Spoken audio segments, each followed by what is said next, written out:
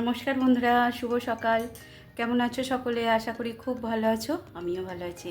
আমার আরও একটি নতুন ব্লগে তোমাদেরকে অনেক অনেক স্বাগত জানাই। তো বন্ধুরা, ঘড়িতে এখন 10:30টার মতো বাজে, আর বাইরে তো প্রচণ্ড গরম পড়েছে। গরমে রান্নাবান্না চলছে, কাজকর্ম সবটাই বাকি বলতে গেলে। তো সকালের কিছু কাজ হয়েছে, টিফিন হয়েছে। আর বন্ধুরা, আমি ক্যামেরার সামনে আসতে একটু কিন্তু লাগছে, দেখতেই পাচ্ছ। এখনও আমার মুখে বসন্তের দাগ, মানে চিকেন পক্স হয়েছিল, এই দাগগুলো এখনও মেলায়নি। এই এখন 1 মাস হয়নি আমার। তো অনেকে বলছে একটু টাইম লাগবে। জানি না কতদিন পর মুখের দাগগুলো মেলাবে। বিচ্ছিরি লাগছে, ভালোই লাগছে না, মন খুবই খারাপ হয়ে যায় মুখের দাগগুলো দেখলেই। দেখতেই পাচ্ছ এখনও এদিকটা নেই, এদিকটায় আছে। তো কি করা যাবে, গলায় আছে, হাতে। তো সবাই বলছে এখনও মেলাতে টাইম লাগবে। তো যাই হোক বন্ধুরা, তোমরা আমার ব্লগ একটু দেখো প্লিজ, একটু সাপোর্ট করো। রিচ ডাউন হয়ে যাচ্ছে, সেরকম ভিউ হচ্ছে না প্লিজ।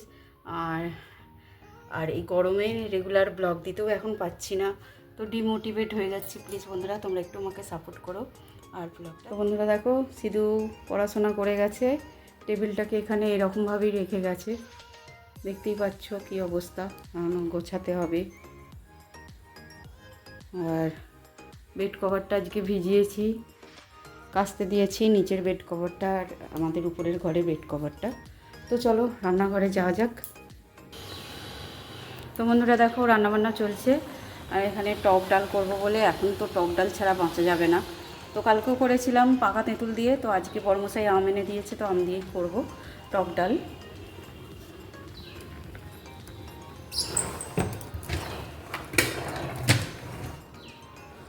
আর এখানে দেখো ঢ্যাঁড়স আলুর তরকারি হবে।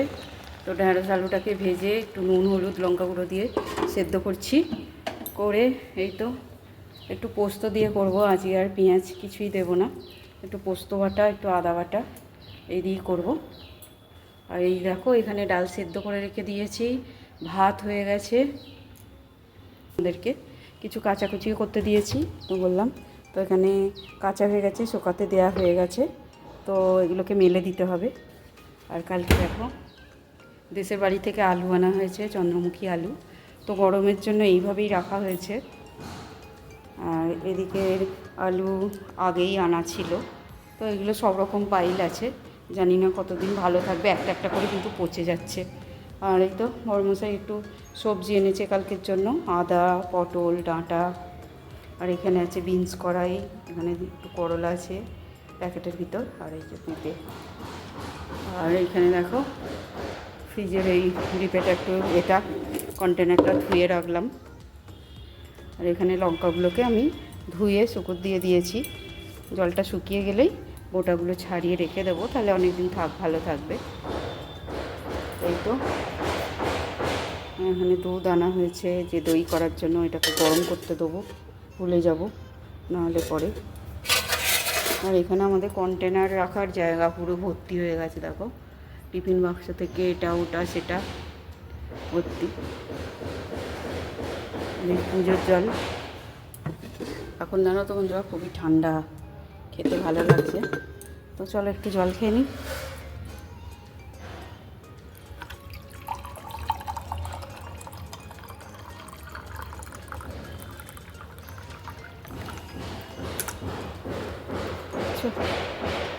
একদম ক্লিন পরিষ্কার জল, ঠান্ডাও আছে।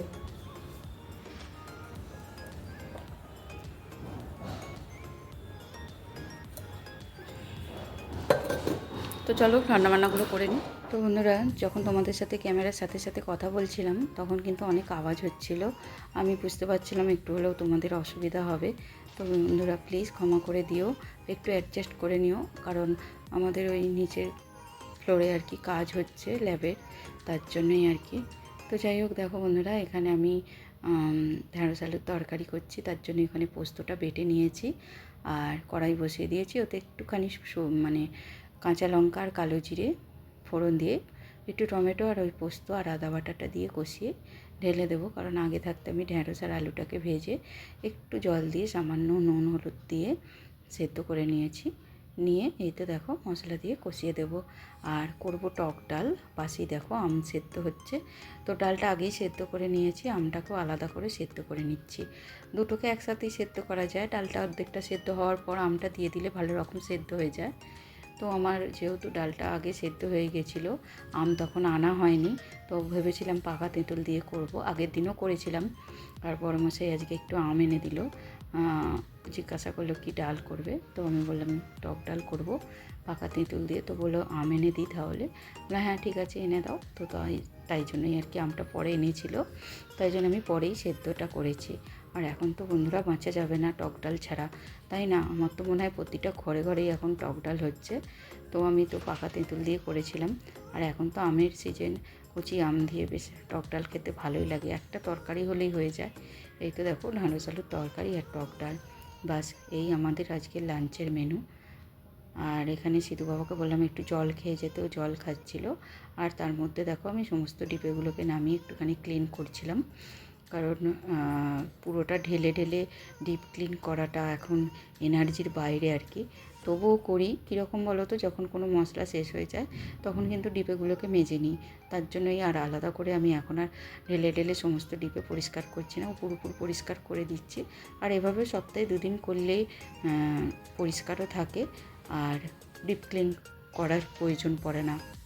আর একটু এরকমভাবে বুদ্ধি খরচ করে বা নিজের মতো করে কাজ অ্যাডজাস্ট করে করলে কিন্তু অনেক কাজ হয়, আর কাজগুলো খুব সহজেই করা হয়ে যায়। তো চিমনি নেই রান্নাঘরে, তার জন্যই আর কি সমস্ত ডিপে ডাপা খুব সহজেই তেল চিটে হয়ে যায়। যখনই হাতে ধরি চিটচিটে একটা অনুভব হয়, তখনই আমি কি করি, একবার করে ক্লিন করে নিই। তো যাই হোক, ওখানে ডিপে ক্লিন করে সমস্তটা গুছিয়ে রেখে এদিকে রান্নাটাও কমপ্লিট করে নিলাম। নিয়ে এই তো দেখো টেবিলের মধ্যে রেখে দিচ্ছি। তারপরে এবার বাসনগুলো মেজে নেব। আর আগে ভাবছি গ্যাসটা পরিষ্কার করে নেব, কারণ দুধ দিয়ে গেছে, দুধটাকে গরম বসিয়ে দিয়েছি। কারণ না হলে কিন্তু এখন যা গরম পড়েছে কেটে যাওয়ার চান্স আছে, তাহলে কিন্তু আর টক দই খাওয়া হবে না। তো যাই হোক, ওখানে দুধ বসিয়ে দিয়ে এখানে দেখো বাসনগুলোকেও মেজে নিচ্ছি। আর রান্নার পর সবথেকে চাপের থাকে এই রান্নাঘর পরিষ্কার করাটা, তাই না? রান্নাটা কিন্তু হয়ে যায়, অতটা অসুবিধা হয় না, কিন্তু এই রান্নাঘর পরিষ্কার করাটা যেন একটা চাপের হয়ে যায়, বিশেষ করে যখন অনেক বাসন একসাথে জমা হয়ে যায়। তাই জন্য আমি কী করি, অল্প অল্প করে বাসন মেজে নেওয়ার চেষ্টা করি। তো কোনো দিন হয়ে ওঠে না, অনেকটাই জমে যায়। ওখানে ডিপেগুলো পরিষ্কার করতে গেলাম বলে এখানে বাসনগুলো পড়ে রইল। তো যাই হোক, দেখো দুধ উতলে গেল। আর আমি যদি দুধটাকে না বসিয়ে আগে এই কাজগুলো করতাম, তাহলে দুধের কাজটা আবার অন্য সময় করতে হতো, তো সময়টা আরেকটু বেশি লেগে যেত। তো এইভাবেই আমার মনে হয় প্রতিটা আমরা যারা গৃহবধূ আছি তারা এরকম করে সমস্ত কিছু গুছিয়ে ম্যানেজ করে নিজের মতো করে কাজ করি। তো দেখো ওখানে দুধ গরম হয়ে গেল, রান্নাঘর পরিষ্কার হয়ে গেল, জল ভরা হয়ে গেল। আর এই যে আনাজগুলো যেটুকু আনা ছিল সেগুলোকেই আমি গুছিয়ে তুলে রাখছি। তারপরে ওয়াশিং মেশিনে জামা কাপড় ছিল সেগুলোকেও মেলে দিচ্ছি, কারণ এখন রোদের মধ্যে যাওয়া একেবারেই অসম্ভব। আর আমার মুখের স্কিনটা এখন এমনই পাতলা হয়ে গেছে, চিকেন পক্স হওয়ার পর থেকে জ্বালা করে রোদে গেলে। তো তার জন্যই আমার রোদটাকে এখন খুবই ভয় করে, আমি একদমই রোদে যেতে চাই না। তো এখানেই মেলে দিই। আর যেহেতু মেশিনে শুকিয়ে নেওয়া কিছুটা, তো ঘন্টাখানেকও লাগে না, এখানে দিলে শুকিয়ে যায়। আর দুটো ঘরে যে বেড কভার কেচেছিলাম সেগুলোকে নিয়ে গেলাম বারান্দায় দেবো বলে। তো ওগুলো একটু মোটা একটু বারান্দায় দিয়ে দিলে হয়ে যাবে। আর এই তো দেখো হলটাকেও ঝাড়ু দিয়ে নিচ্ছি। সকালবেলা যদিও ঝাড়ু দিয়ে মুছে নিয়েছিলাম, তবু এটা একটা অভ্যাস বলতে পারো। টিফিন করা হয়েছে, রান্না করেছি, যেটুকু যা নোংরা হয়েছিল একটু না পরিষ্কার করলে মনে হয় যেন কাজটা ইনকমপ্লিট রয়ে যাবে। তো তাই জন্যই আর কি, তেমন নোংরা হয় না, তবু এটা না করলে যেন একটা অস্বস্তি হয়, তাই জন্য এটাকে আমাকে করতেই হয়। তো যাই হোক, স্নান টান করে সব কাজ কমপ্লিট করে চলে এসেছি। আজ অনেক দিন পর একটা ফেস প্যাক বানালাম, ঘরোয়া জিনিস দিয়েই আর কি।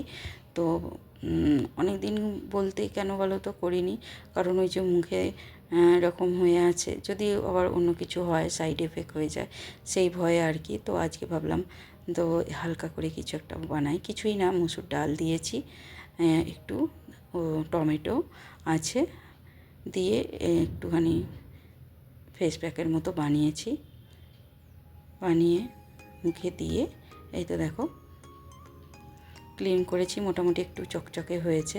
তো স্নান টান করে এসে মেখেছি, চারিদিকে ডালের যে কুঁড়োটা একটু লেগে আছে। তো যাই হোক বন্ধুরা, আজকের মতো ব্লগটা তাহলে এই পর্যন্তই রাখলাম। যদি আজকের ব্লগ তোমাদের একটু ভালো লাগে, লাইক কমেন্ট শেয়ার করো, চ্যানেলটা সাবস্ক্রাইব করে পাশে থেকো। যারা আমার চ্যানেলে নতুন আছো তাদেরকে বলছি, আর যারা অলরেডি চ্যানেলটা সাবস্ক্রাইব করেছো, আমার পাশে আছো, তাদেরকে অনেক ধন্যবাদ, অনেক অনেক ধন্যবাদ আর ভালোবাসা। তাহলে বন্ধুরা, দেখা হচ্ছে খুব শীঘ্রই নতুন আর একটা ব্লগে। ততক্ষণের জন্য সকলে খুব ভালো থেকো, সুস্থ থেকো, টাটা।